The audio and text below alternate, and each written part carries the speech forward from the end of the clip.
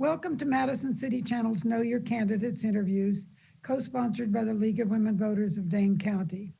I'm your interviewer, Louise Robbins, and I would like to introduce Keith Furman, running for Alder from District 19.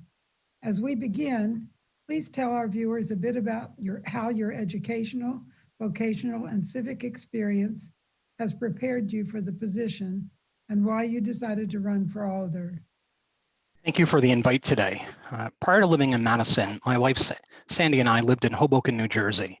Hoboken had a notoriously corrupt city government, and I was actually pretty cynical about the possibility that anyone could make a difference. However, Sandy got involved in a grassroots effort to increase badly needed green space, and I reluctantly joined in. By organizing our neighbors and community, we were successful at passing an open space tax referendum and transforming the makeup of our urban community. This initiative showed me the potential of community involvement and taught me that a committed group of neighbors can truly improve their community through local government. I ran for the District 19 vacancy on the City Council over 2 years ago because I believed in the power of local government to improve the well-being of our community. I work hard every day to connect people with resources and learn as much as I can about the options before council so I can best represent my neighbors. My engagement with residents shapes my priorities. The issues I emphasize are the priorities I hear directly from District 19 residents. Those are 4 key issues that I'm prioritizing: fairness and equity, climate change, transportation, and amplifying the voices of residents through engagement. As a city, we are facing a long overdue reckoning with deep inequalities and the differing impact of public safety. Serious flooding experienced in the district underscored the increasing urgency of our efforts to mitigate climate change and become a more resilient city. We must tackle the impact of COVID-19 on our community, and as our city grows, we must meet the growth with a long-term vision for smart transportation and planning. While these challenging times offer uncertainty, they also offer an opportunity to deeply transform our city for a more equitable, safe, and green future. I'm running for re-election because I believe this moment requires experienced leadership. During my over 2 years on the council, I championed watershed studies and supported public safety changes. I helped advance the creation of the bus rapid transit and increased funding and support for affordable housing projects. However, our work is far from over. While the issues our city are facing is daunting, I'm galvanized by the unfinished business at this time. Thank you. What issue or issues have you identified as being of primary concern to the residents of your district, and how would you approach tackling them? Sure. So, as I said in my opening, the four issues that I've heard from my residents that are incredibly important is engagement, transportation, climate change, and a fair and equitable Madison. When it comes to engagement, I have been, as Alder, very focused on doing frequent office hours, responding to all email I get, going to neighborhood meetings, taking phone calls, and making sure I'm interacting with residents. Transportation runs from everything from safe streets, so traffic calming, to making sure our public bus system works. I think that's a big economic issue and environmental issue for our city. Climate change is real. We saw that pretty significantly in August 2018 with significant floods in the city. We need to do what we can to prevent climate change, but we also have to figure out what we do to live with the effects that we're already seeing. And so I've been championing changes to our developer ordinances. And then a fair and equitable Madison. I think we need to be focused on making sure that we have affordable housing, make sure that we're supporting community organizations that support people. Thank you. There will be an advisory referendum on the ballot in April about a number of modifications to the Common Council, including changing the number of members, making it full-time, and changing the term of office. Which of the ideas being advanced do you embrace? Why or why not? Sure. So I was a member of the Task Force for Government Structure that helped bring about recommendations for change to our city government, which helped inform that referendum. The referendum is intended to get the pulse of the city on possible changes to make the government of Madison more accessible. I'm supportive of changing the term limits from 2 years to 4 years. I am supportive of changing this into a full-time job. It does take an incredible amount of effort to do this job and an incredible amount of time to do this job well. And I think it's incredibly hard to do that in a part-time basis. Everything from the constituent services are required to actually learning about all the different issues So I think it's important for us to give people resources to be able to do this job appropriately and not have it as a hobby. Dealing with the big budget that we have and all the issues we have, this shouldn't just be a hobby for a bunch of residents. I do think, though, that this isn't the only way for people to be involved, to be an alder, and I think we need to continue to work as a city on strengthening our engagement with residents through better committees, better technology, and better ways to hear people's ideas and thoughts. Thank you. Homelessness, evictions, and lack of affordable housing are vexing problems for Madison that seem to have been exacerbated in the time of COVID-19. What ideas would you advance or support to help solve these problems? Sure. So COVID-19 has obviously absolutely highlighted and enhanced the problems that we were already facing as a community. I think we need to decide what kind of city do we want to be. Not too long ago, I was talking to my dental hygienist who was looking for a new place to live, and I asked where was she looking, and she said, not Madison, I can't afford to live here.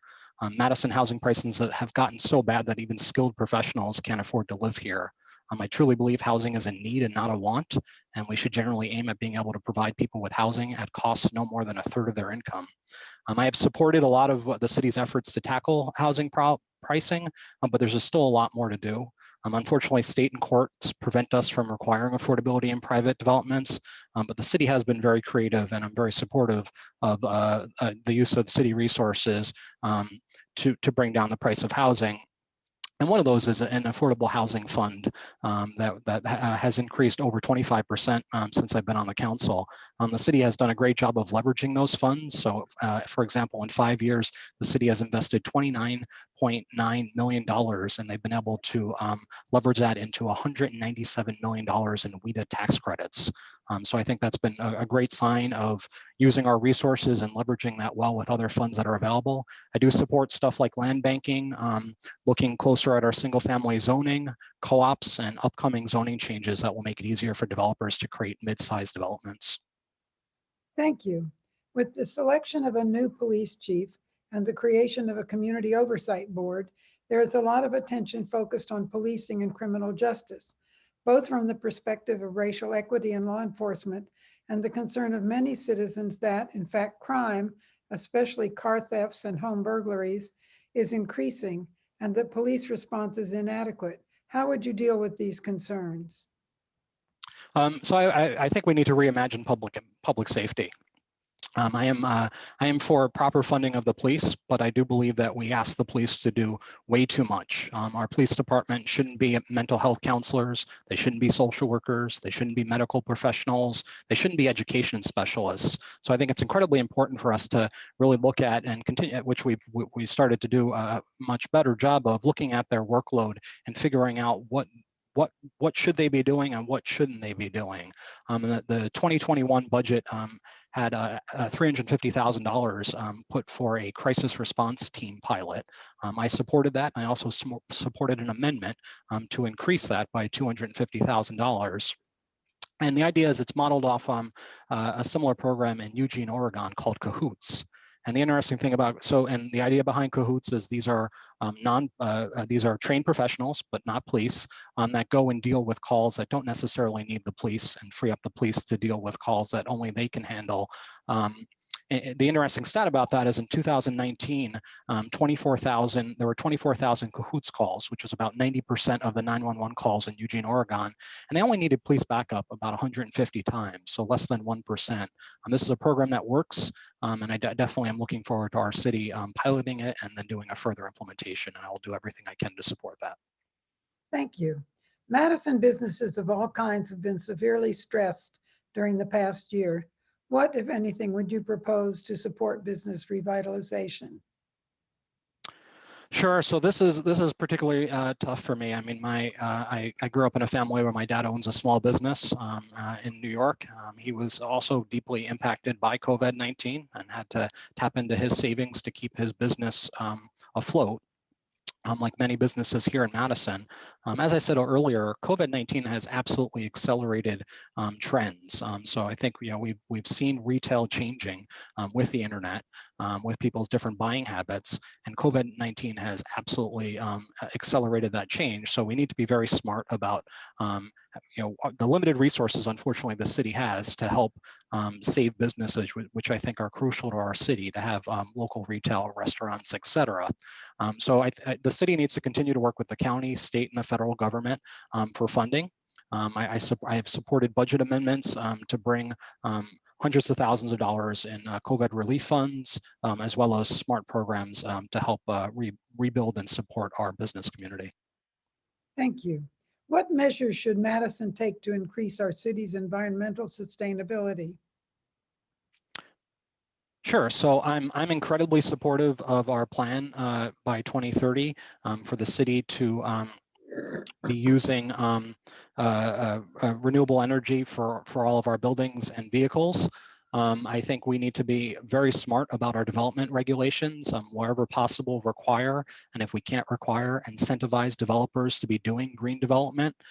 As I said earlier, climate change is, we need to do everything we can to slow it down, but we also need to deal with the reality that it's upon us, that the effects of climate change are upon us, and we need to mitigate the effects on the community through smart policy.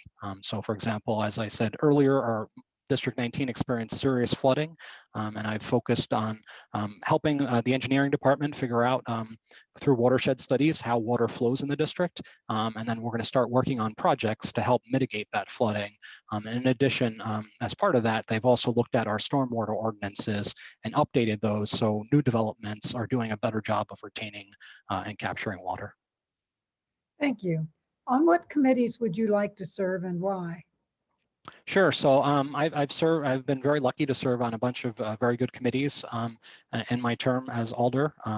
I've enjoyed my work on the finance committee. Our ability to really work hard on the budget every year has been incredibly rewarding. I'm part of Board of Public Works, which I find to be incredibly fascinating. We deal with all the different infrastructure stuff that goes on in the city. So you get a real feel for the different projects and input and feedback. So I'd like to continue on that. The Digital Technology Committee is another committee that I'm part of. We're very focused on figuring out how to fix digital equity or inequity in our city. And then I've been very involved in the Task Force for Government Structure implementation group now, where we're trying to figure out how to actually implement the recommendations that came out of the task force process to make government work better for the people. So those are the committees I'd like to continue on. Thank you. What would you like to say to the viewing audience as we complete this interview? Sure. So Madison is a great city that needs to do a lot more to be truly great for everyone and ensure its long-term health in the face of increasing inequalities and climate change. Even at the best of times, Madison has not been a community in which everyone has had an equal opportunity to thrive.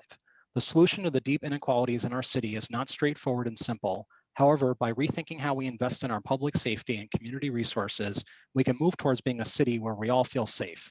I don't have all the answers, so I commit to listening to those most impacted, questioning who benefits from policy changes, considering the unintended consequences, and making decisions that moves us towards greater equity. Part of my time on the council, I spent 20 years working for and running small businesses that required figuring out how to make the most of limited resources, balancing the needs of different stakeholders, and ensuring that employees had the tools they needed to be successful. I learned that while both people and communities have the same fundamental needs, there are nuances in each of those situations. The experience is invaluable for working to make Madison a more safe and resilient city. I have the necessary tools and relationships to navigate the complexity of our local government in this crucial moment. You can learn more about my campaign at keithfurman.com. Thank you. I want to thank Keith Furman for speaking with us and the viewing audience for taking the time to know your candidates. As with every election, please vote. On behalf of Madison City Channel and the League of Women Voters of Dane County, I thank you for joining us.